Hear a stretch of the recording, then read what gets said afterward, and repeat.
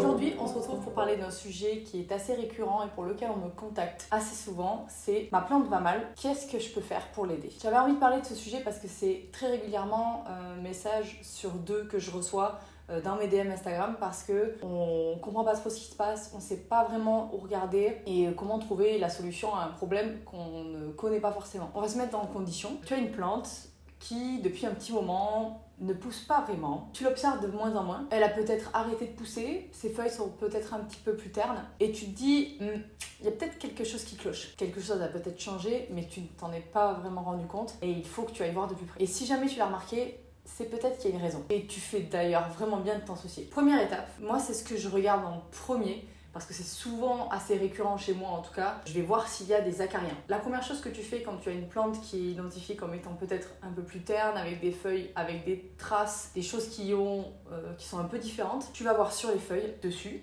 tu observes de très très près, tu cherches. En gros, tout ce qui est acarien, araignées rouges, cochenilles, thrips. Déjà ça c'est la base, on va dire, c'est les acariens les plus récurrents en intérieur lorsqu'une plante va mal. Les araignées rouges, ça se caractérise souvent en dessous des feuilles, donc il faut aller voir. Il y a souvent des petites toiles, il y a souvent des petits points blancs. Et quand il y a les adultes qui sont visibles, c'est des toutes petites choses rouges qui gambadent un petit peu sur les feuilles. Également, pour pouvoir déceler cela, souvent c'est assez pratique de pulvériser avec de l'eau. Et si jamais il y a des toiles d'araignée qui sont sur les extérieurs de la feuille ou dans le cœur un petit peu, vous savez, hop, le petit arrondi ici, le rond, c'est là où on peut déceler en fait les différentes toiles. Ensuite, les thrips, il y a vraiment des traces. Souvent, les adultes sont moins visibles, les adultes sont de forme plutôt fine, allongées et noires. Les adultes, on les voit très peu et on voit plutôt les œufs ou les larves. Les larves, elles sont un petit peu plus beige, un petit peu plus claires. Elles vont beaucoup moins vite que les adultes en vitesse quand elles se déplacent sur les feuilles. Et c'est vraiment des taches marron qui sont présentes dessus ou dessous la feuille. Il faut vraiment aller voir. C'est un peu comme si la feuille était passée, la feuille était un petit peu argentée et c'est pas forcément sur les extérieurs, c'est-à-dire qu'il n'y a pas de zone. C'est vraiment la zone où pique le thrips que tu vas pouvoir ensuite. Les cochenilles, c'est blanc, c'est beaucoup plus visible sur une feuille qui est verte. C'est souvent placé à l'endroit où il y a les tiges, les pousses de tiges, et ça peut être parfois dissimulé entre les différentes épaisseurs de feuilles. Les veines aussi, ça se voit assez régulièrement, et c'est plutôt quand même gros. Ou alors vous avez des zones un petit peu plus blanches, mais collantes. Voilà. Déjà, première étape, on regarde s'il y a des nuisibles et des petites bestioles sur sa feuille. Deuxième étape, si en tout cas il n'y a pas d'acarien, tant mieux pour toi parce que ce sera beaucoup plus simple à rattraper. On va essayer de se remémorer un petit peu l'entretien qu'on a pu effectuer à cette plante. Si elle est placée dans un pot adapté à sa taille, si ça fait un moment que tu lui as pas apporté d'engrais, quels a été ses derniers soins, est-ce que tu l'as plutôt oublié en termes d'arrosage, est-ce que tu y allais un petit peu trop fort donc tu t'es dit que tu allais ralentir et du coup c'est pour ça que tu l'as laissé un peu tranquille. Il faut vraiment essayer de revenir en arrière pour voir ce qui aurait pu se passer. Ça peut être un trop plein d'eau, ça peut être pas assez d'eau. Dans ce cas-là, on va aller mettre une petite baguette dans le terreau pour voir si effectivement le substrat est plutôt sec ou complètement trempé. Et là, on va pouvoir dissimuler peut-être un trop plein d'eau ou peut-être un manque d'arrosage qui a fait que la plante a réagi ou alors a arrêté de pousser. Ensuite, effectivement, si c'est pas des acariens, si c'est pas une question d'arrosage, il peut y avoir des traces différentes sur la feuille qui peuvent montrer peut-être, si c'est des liserés un petit peu plus bruns sur l'extérieur ou au bout des feuilles, ça peut être peut-être une question d'humidité ou d'air ambiant dans la pièce. Si c'est un petit peu de liseré jaune sur les extérieurs, j'ai eu ça sur ma zébrina, c'est que potentiellement la plante peut manquer de nutriments et qu'il faut la rempoter ou peut-être lui apporter un engrais différent. C'est toute une observation, une étude un petit peu de la feuille, réfléchir à si tu l'as déplacée il n'y a pas longtemps, si les feuilles se sont un petit peu enroulées, qu'elle a subi un stress parce qu'en ce moment il fait chaud.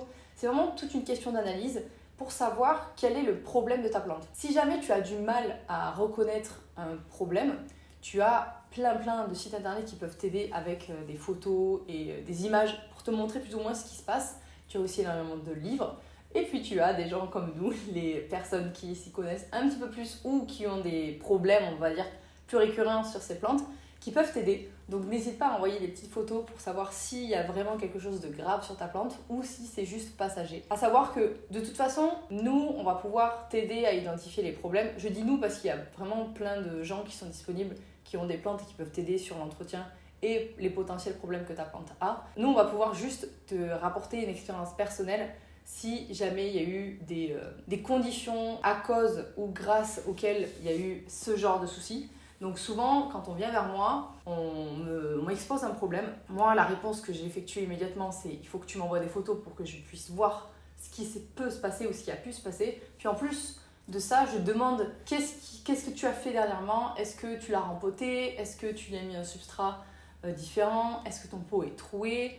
Est-ce que, voilà, toutes sortes de choses. Est-ce que ta plante est proche de la fenêtre? Est-ce qu'elle est loin de la fenêtre? Il peut y avoir aussi plein de traces qui peuvent relater d'un problème de lumière. En intérieur et en été, il peut vraiment y avoir, suivant les expositions bien sûr, des plantes qui ont un trop plein de lumière. Ça souvent c'est quand le feuillage devient un petit peu plus clair, plus blanche, plus jaune aussi, mais vraiment au centre de la feuille. Ça peut indiquer que ta plante elle a vraiment trop de lumière et que dans ce cas-là, il va falloir la reculer. Ça peut être une question de température aussi, avec les températures qu'il fait vraiment en ce moment.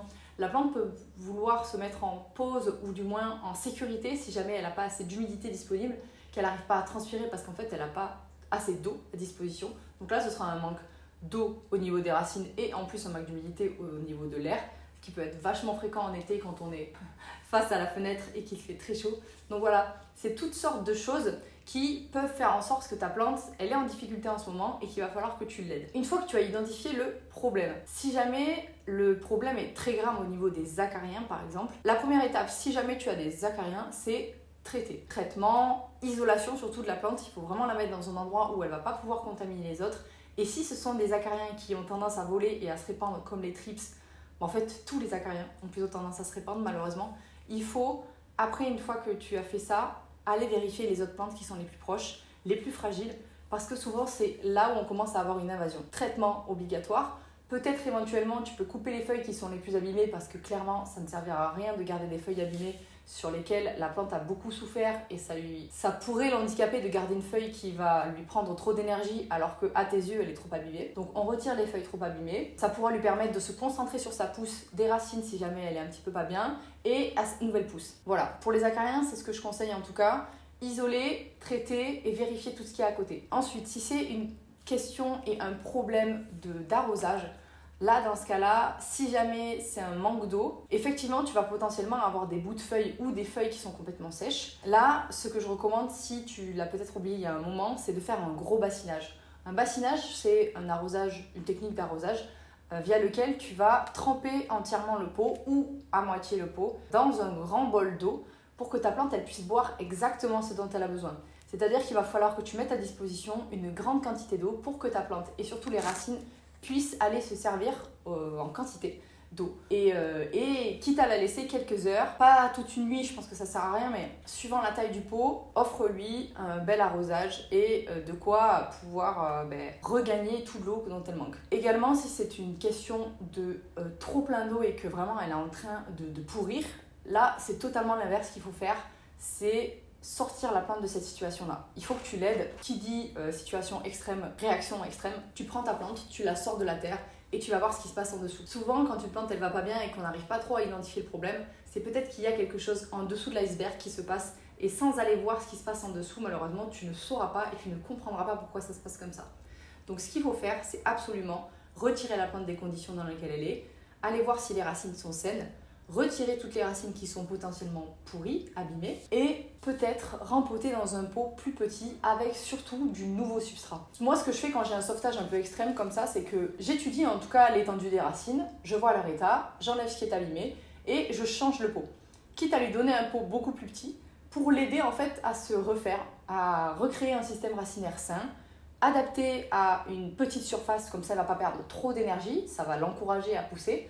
Ça va même peut-être lui redonner un second souffle, ce qui pourrait également la sauver si jamais elle est vraiment très très mal en point. Et dans ce cas-là, croisez les doigts pour que ça se passe bien. Par contre, si jamais tu es face à par exemple un rhizome qui est en train de pourrir, là dans ce cas-là, je te renvoie plutôt vers une vidéo que j'ai déjà faite sur le sujet ici, concernant en fait un rhizome qui était très abîmé, voire en train de pourrir, voire pourri. Et il va falloir le sectionner en plusieurs portions pour pouvoir essayer de sauver ta plante. Ce sera malheureusement la seule chose à faire dans ces conditions-là. Ensuite, si jamais tu es face à une plante qui a subi un trop plein de lumière, un manque d'humidité, ou voire un trop plein d'humidité, ça peut être quelque chose comme ça aussi, ça peut arriver. Il peut y avoir des traces un petit peu comme des types champignons sur ton feuillage.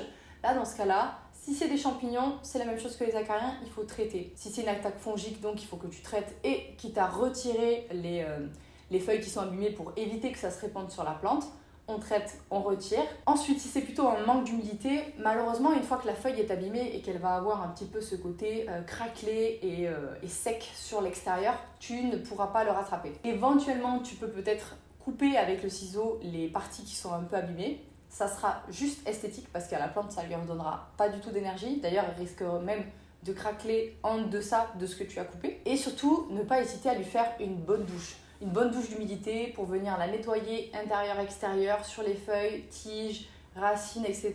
Et peut-être retirer ou redonner un petit peu d'hydratation à toute la tige, la feuille. Une petite douche pour une plante, qu'elle soit dans un environnement trop chaud, qu'elle vienne de subir une attaque d'acarien, ça lui fera toujours le plus grand bien. C'est comme les humains, vraiment, quand il fait chaud, la baignade, c'est parfait. Dis-toi que les plantes, c'est pareil. Et si c'est un trop plein de lumière, malheureusement, à part la reculer, c'est la même chose, tu ne pourras pas rattraper une feuille qui est abîmée. Une feuille qui a des taches, une feuille qui a les bords un peu jaunes, une feuille qui a des traces en fait, ne pourra pas être rattrapée. Une fois que c'est fait, une fois que c'est visible, c'est fait. C'est comme ça. Donc soit tu acceptes le fait que ta feuille soit abîmée et qu'elle t'ait montré à un moment donné que ça n'allait pas, soit tu retires la feuille et c'est un choix. Moi, c'est pas un choix que je recommande forcément à chaque fois. Néanmoins, j'ai quand même tendance à le faire régulièrement parce que ça permet à la plante de se concentrer sur d'autres tiges, autre chose dans son corps en fait, pour redonner l'énergie et redistribuer l'énergie. Moi, j'ai plutôt tendance à faire ça. Ça dépend comment la feuille est attaquée, ça dépend à quel point elle va potentiellement prendre de l'énergie à la plante, parce que forcément, qui dit longue tige, grosse feuille, forcément la plante elle va avoir beaucoup plus d'énergie à donner sur une feuille qui va potentiellement dépérir dans pas longtemps. Pour abréger entre guillemets ses souffrances et l'aider à faire un autre travail et à se concentrer sur autre chose, on coupe. Voilà. C'était un petit résumé du genre de réponse que je peux donner à des personnes qui me questionnent régulièrement sur l'entretien des plantes et surtout quand les plantes vont pas bien. Ce que je peux te conseiller, en tout cas, c'est d'être régulièrement en train d'observer tes plantes. Et effectivement, si jamais tu te rends compte qu'il y a quelque chose qui va pas, c'est peut-être parce que c'est le cas. Merci beaucoup d'avoir regardé cette vidéo. J'espère que ça t'a plu. En tout cas, je voulais aussi dédramatiser le fait de nous envoyer des messages. Je dis nous encore une fois parce que les gens sur Instagram avec des comptes plantes, il y en a plein. Vraiment, n'hésitez pas, si vous ne trouvez pas la réponse sur internet, peut-être que notre expérience pourra vous aider à sauver une plante qui est peut-être en très mauvais état et dont vous avez vraiment envie de garder. Merci d'avoir regardé cette vidéo. N'hésitez pas à vous abonner si le contenu de cette chaîne vous plaît, à mettre la petite cloche pour savoir quand je sors une vidéo, et puis à mettre un petit commentaire si vous voulez me raconter une histoire d'une plante qui allait pas bien, que vous avez réussi à sauver. Parce que c'est ça aussi les plantes. C'est peut-être avoir une plante qui nous plaît énormément, galérer, et puis finalement réussir à la sauver. Et c'est parfois une très très grande satisfaction. Encore merci d'avoir regardé cette vidéo, et puis je vous dis à la prochaine. Salut!